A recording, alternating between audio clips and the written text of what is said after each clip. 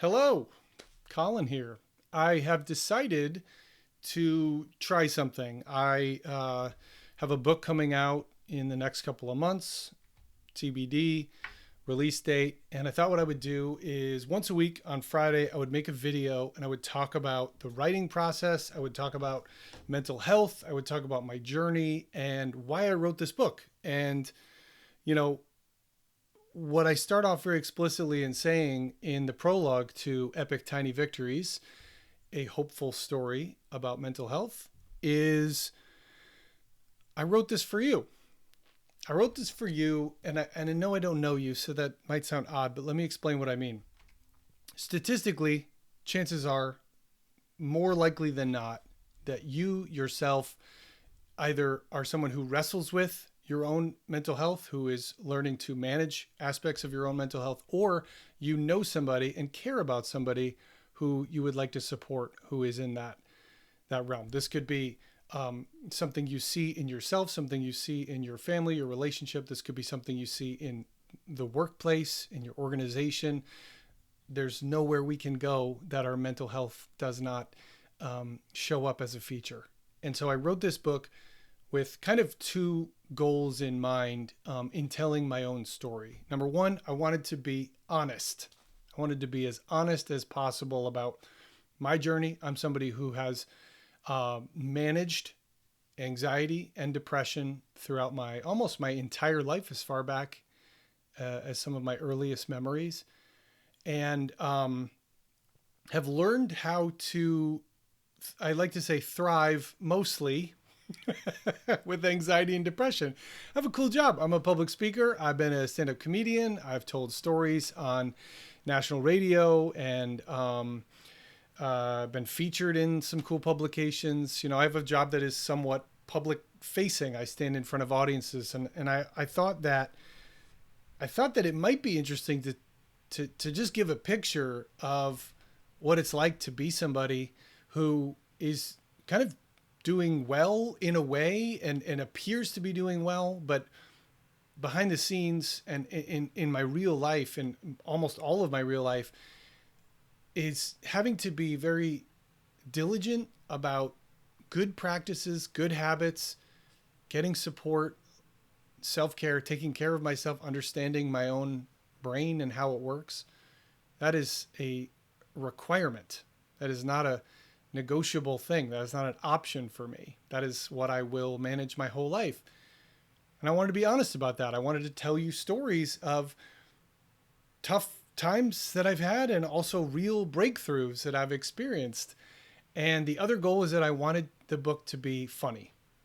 I don't think there's a rule that a book about anxiety and depression needs to be a depressing book. And if that was a rule, I would happily break it. I'm just not wired that way. I think that we have too little time on this earth not to laugh and to look for positive things in any challenge, to look for the light, no matter how dark it is. If I had to pick one of those goals is more important, being honest or being humorous, it's being honest. So, this is a book that I actually think will make you crack up and laugh out loud in a lot of places. But I want it to be a book where you see yourself in my story. That's it. That's why I wrote it. I wrote it to tell you what I have gone through, what I continue to work through, and what I have learned, because I want you to see yourself in a hopeful story, a big story. I want you to believe in joy that you can feel and hope that you can have, and you can learn to trust yourself, and you can find your experts. I like all of this, and so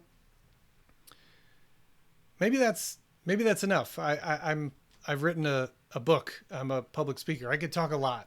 Um, what I thought I would do is each week I will just pick one of the chapters in the book and share with you some of the writing process, some of the way I constructed the stories. I'll tell you this is something I'm really proud of. Each story in the book, each chapter, excuse me, is its own standalone story. So each chapter you can count on to be funny, to have a clear sense of stakes. What am I facing? What am I trying to overcome? Where do I get to by the end of the chapter? Either what have I learned or how have I been wildly humbled, but maybe tougher as a result. And yeah, so I think I can take any one of these stories and share them and kind of talk about the writing process, like I said, but really also talk about the truth that came from it. And I just want you to know that there is hope. There is hope for you. There is hope for the people who you are thinking about right now who might not feel it. And I will say that one of the main messages of my experience as a person who's been diagnosed with depression. It'd be tragic if I didn't know how to pronounce the word after writing a book for over 2 years. Totally lost my train of thought. That's going to happen. Sorry. Yeah, it's gone. I feel like I was setting up to say something pretty good. But I've lost it now. I'm going to keep these unedited and just press on and say, yeah, I think that our lives are stories, and to go back and to look at, the premise of the book, epic, I'm having trouble. It's Friday. The premise of the book, Epic Tiny Victories, is the idea that in our journey with mental health, there aren't a lot of wild, shot at the buzzer, crowd goes wild, victorious moments. That's not what it is. It's a journey of a million almost imperceptible steps. But when you look back, you realize that those little victories along the way, there are no tiny victories. They're all epic. They're all in some way representation of what it means to be human. I remembered what I was going to say. One of the main messages of my experience with depression, a voice, a catchphrase of my depression has always been, you will always feel this way. So when I'm down, when I'm feeling bleak, in despair, my depression will say to me, you will always feel this way. And I think that in a way, my learning that is not true, my learning to recognize that voice, my learning to let that voice just vanish into the ether. Because sure enough, a week later, I feel better. I feel different. It's not true. And I think that to me is an image of what sometimes feeling hopeless can be like. I don't like how I feel, and I'm always going to feel this way. I don't believe it can change. I don't believe I can change. I don't believe I can figure this out. And I just want you to know that that is a thought, not a truth. And it feels like a truth because you've probably said it a lot to yourself. So it's kind of got that familiar, it's got that kind of like song from high school kind of energy. Like, oh, it has a feeling attached to it that's meaningful to you. But there's nothing that indicates that is, in fact, the truth about you. We are always changing and growing.